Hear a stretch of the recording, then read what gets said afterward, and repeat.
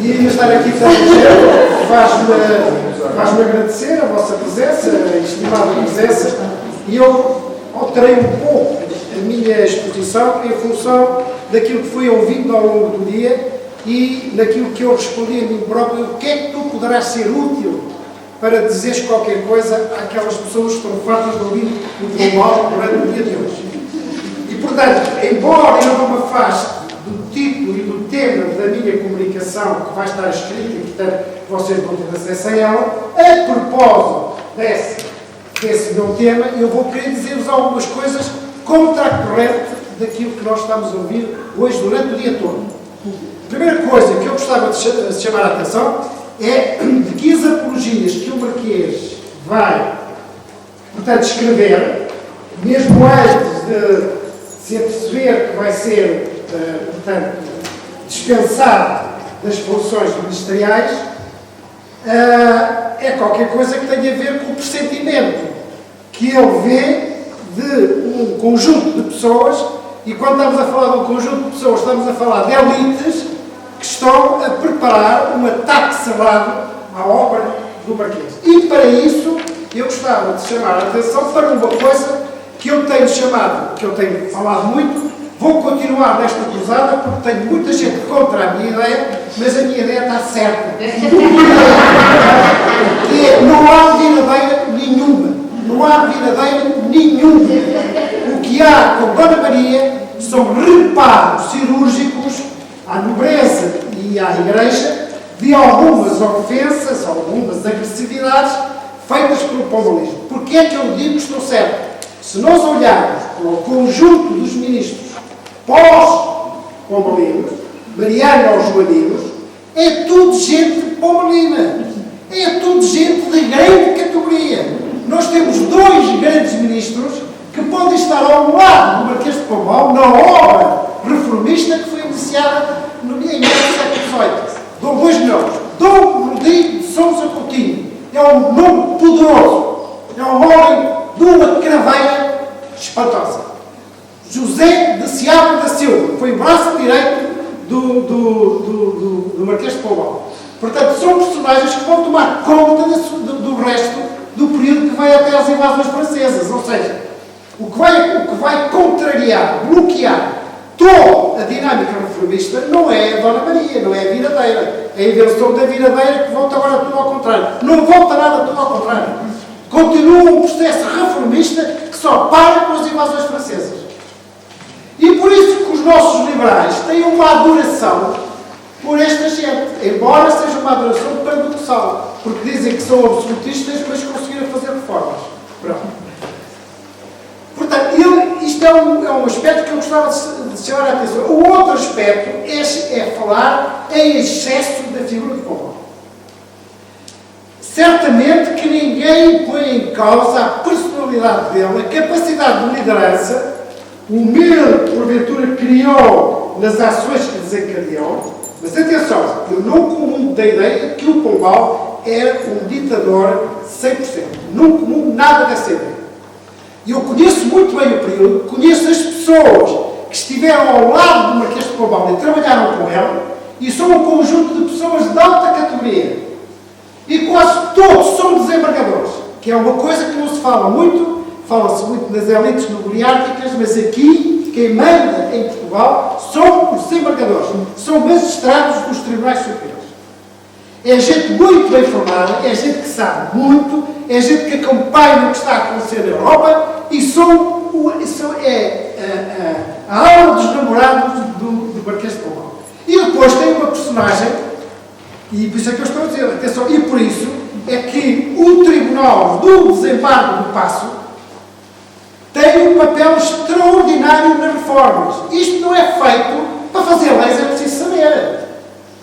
Para fazer a produção legislativa, nesta altura, é preciso ter muitos conhecimentos. Aqui o meu colega já falou de uma das reformas importantes que eu já também vou dar só de relance a meio da boa razão, mas o Tribunal do Desembargo do Paço foi o sítio onde se produziu a legislação reformista. Eles são cerca de 12, 13, e não são cabíveis. Não é gente que está ali para perguntar ao Marquês de Pombal o que é que vai fazer. Uma coisa é definir o objeto. Outra coisa é depois trabalhar sobre o objeto que o Pombal não mexeu nisso, nem sabia. Uma das formas que nós temos para perceber bem a competência do Pombal é exatamente nas apologias. O que é que ele escreve em defesa dele? É pá, 80 a 90% é de caráter económico. São contas. As apologias são contas e mais contas.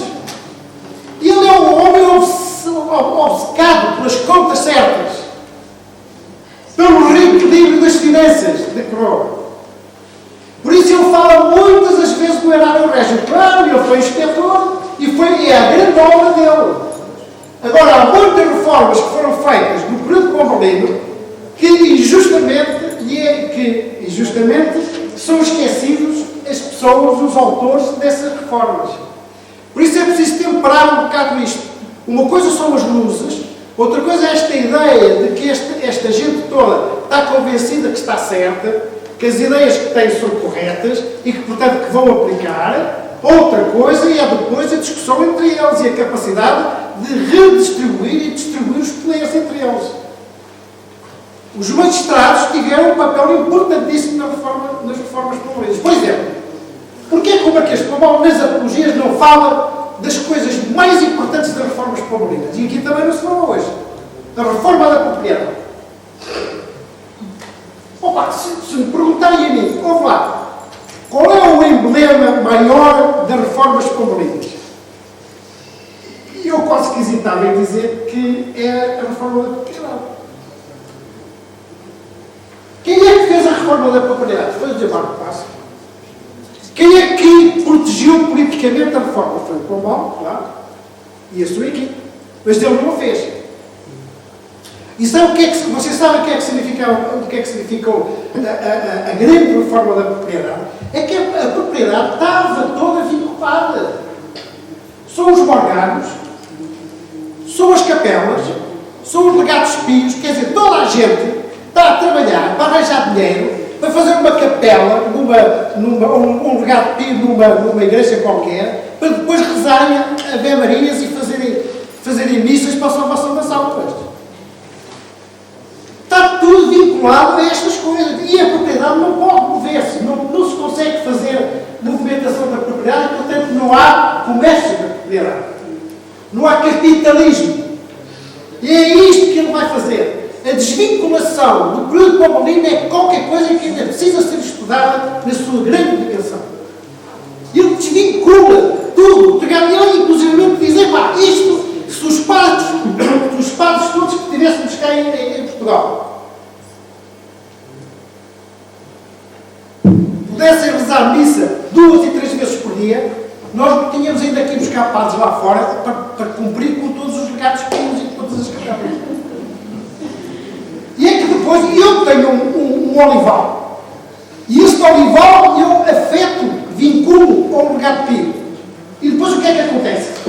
Eu ainda vou nomear um administrador para fazer a administração desse olival, para depois fazer a vinculação. E esse administrador também ganha dinheiro. E o que é que acontece ao olival? Nunca mais pode ser vendido, nunca mais pode ser trocado, nunca mais pode ser apreciado. Isto também é uma reforma espantosa do pombalismo. E ele acaba com isso, são vínculos insignificantes, porque ele nos atreve a ir para valores muito altos, mas é uma quantidade e os meios de má morte. Conventos, mosteiros que têm propriedades também vinculadas, acabam com isso. Nós estamos a falar de uma coisa séria, é uma coisa que mexe mesmo com a sociedade. Isto foi uma revolução autêntica. Estão a perceber? E não foi o Pombal que faz a padrinha esta política. Porquê? Porque eu estou convencido, por aquilo que vejo, e há muitos anos que eu estudo este período, ele é um mercantilista puro, ele é um obsessivo pelo dinheiro. Pombal gosta do dinheiro. E isto o nobre não gosta do dinheiro. O nobre gosta do dinheiro para gastar, para ostentar, para manifestar poder. E o Pombal gosta do dinheiro para juntar e para investir. Basta conhecer o que é que ele fez nas suas casas. E ele, quando veio para Pombal, depois de vir para o exílio, chega ali a Pombal, a primeira coisa que ele faz é uma fábrica de chapéus e começa a exportar chapéus para o estrangeiro. Estão a ver? Ao mesmo tempo que está a escrever as apologias, o homem não descansa. Ele é um burguês puro. Em termos de cultura não é, ainda está lá em híbrido.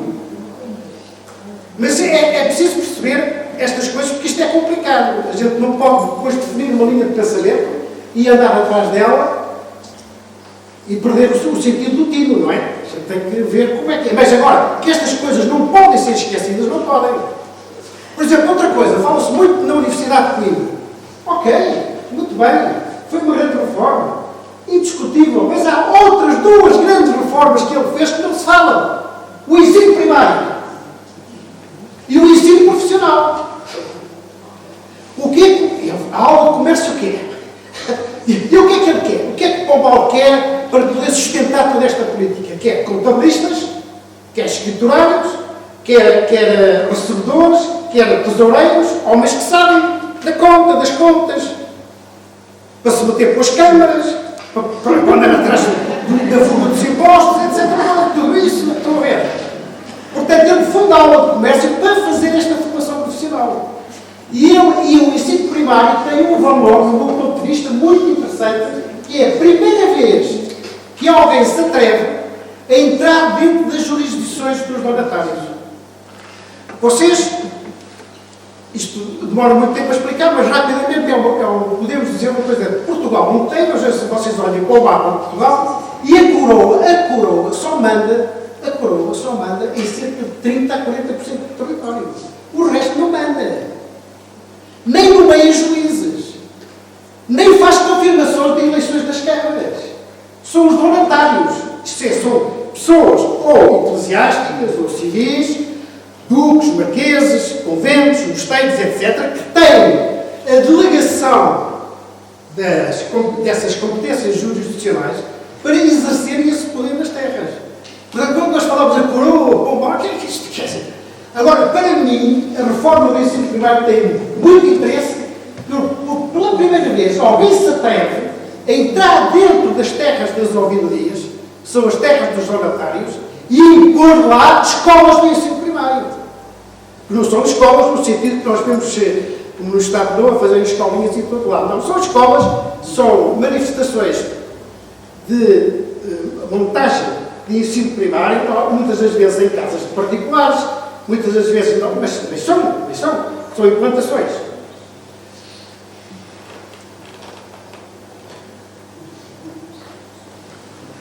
Portanto, outro aspecto que ele não fala nas apologias. Estão a ver? E nas apologias também não falam das leis testamentárias, que é uma coisa extraordinária. Pela primeira vez, todas as regras de pais para filhos ficam alteradas. Pois era uma regra, mas era o primogênito. Portanto, o filho varão recebe todo o património da família e depois fica com obrigações para os outros. Para os secundogênitos, terceirogênitos, etc. Estão a ver? Mas ele, com as leis testamentárias, que também foram feitas no desembarque do Paço, a coisa acabou. Ele entra na distribuição igualitária dos bens da família. Tem algumas regras que ainda permitem que o chefe da família possa dispor de alguns bens, mas acabou essa história do primogênito. Isto é uma revolução extraordinária. Sobre tudo o quê? Proteção aos filhos, proteção à família. Por isso é que, quando se fala em dignidade humana, fala-se em direitos humanos. E aqui estamos a falar em direitos humanos. Sr. Professor, só para lhe dizer que tem mais 5 minutos. Está bem? Muito obrigada. Obrigado. Portanto, quando se olha para as apologias, a primeira interrogação que a gente faz é porque é que ele faz, porque as apologias, aquilo que ele escreveu em defesa dele. Quando é que ele começa a escrever isso? Eu suponho que ele começa a escrever aquilo em outubro, novembro de 1776. Pouco antes da Rainha Mãe, Mariana Vitória, assumir a regência. Portanto, há um período mesmo já muito doente, um pouquinho depois da inauguração da estátua, a estátua é o como é que se diz, é o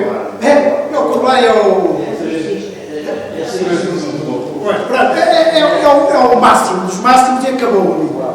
Pronto, estão a ver? Há uma expressão qualquer que se utiliza para dizer que foi o máximo. E ele depois, o que é que vai acontecer? A Rainha Mariana Vitória toma conta da regência e ele é afastado do gabinete, já não tem contacto com o Dom José. E ele percebe-se disso e começa a escrever as apologias. E que só vai acabá-las depois, portanto isto começa em novembro de 76, ele vai acabá-las em maio, junho, 9 meses depois ali em Pombal. E ele descreve aquilo que é a seleção dele. Por isso, eu quando olho para ali, mas este homem fez coisas espantosas, o período dele fez coisas espantosas, ele não fala delas aqui nas apologias, ele só fala na defesa daquilo que o podiam atacar, como usurpador de bens. E ele diz assim, a minha casa cresceu, e vocês estão a dizer que eu roubei o erário público? Então, e os meus irmãos? O Francisco e o Paulo, que só não têm filhos, não casaram e que me dão tudo para o meu morgado. E o Paulo ganhava bem, e o Francisco também. Olha, o Francisco Furtado é outro personagem. Fala-se aqui muito do Brasil. Nada que se fez no Brasil foi da lavra do Marquês de Pombal. Nada. Tudo o que se fez no Brasil de um plano de nova colonização é da cabeça do Francisco Furtado. E nós, como é que nós sabemos isso? Pelas cartas que o Francisco descreve com o irmão.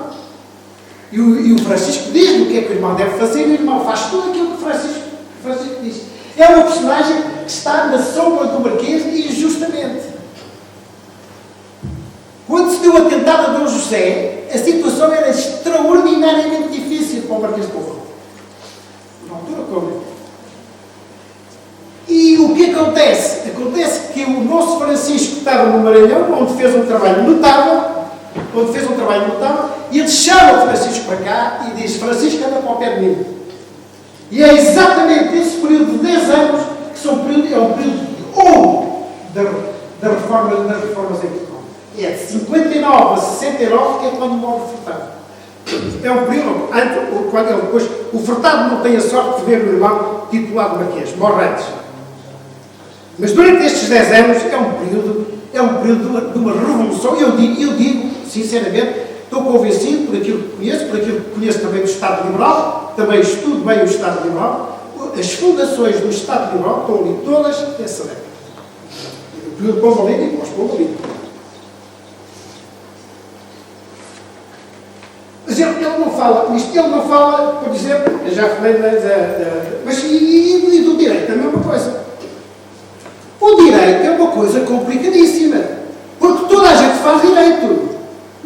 Se hoje é complicado, na altura era muito mais complicado. Qualquer conselho régio tem os 3 poderes acumulados: poder executivo, poder judicial e poder legislativo. Legisla, julga e executa. Portanto, quando nós olhamos e dizemos assim, tu és capaz de me dizer qual é a correção de legislação de Portugal entre, por exemplo, no século XVII e até século XVIII? Não consigo. Porquê? Porque há várias coleções, porque toda a gente andava à procura de legislação e não sei o quê, fazendo umas coleções e não sei o quê. Agora, que nós hoje temos, a coleção do Diário da República, não há. Estão a ver? Olha, já está aqui a tocar.